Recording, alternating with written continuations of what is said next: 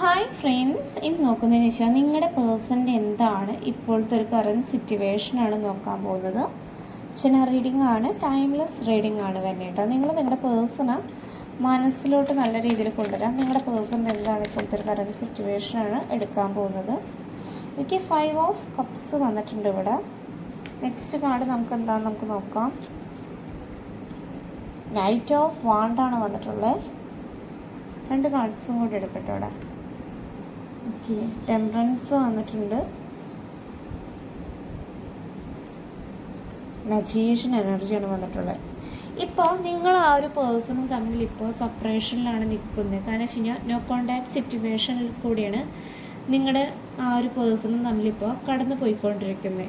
നിങ്ങളുടെ പേഴ്സണ് നിങ്ങളോട് ഒത്തിരി ഇഷ്ടമുണ്ട്. പക്ഷേ എന്ന് വെച്ച് കഴിഞ്ഞാൽ ആ ഒരു പേഴ്സൺ എല്ലാ കാര്യങ്ങളൊക്കെ ഹൈഡ് ചെയ്ത് വെക്കുകയാണ്. സ്നേഹം ഉണ്ടെങ്കിലും പുറമേ കാണിക്കുന്നില്ല.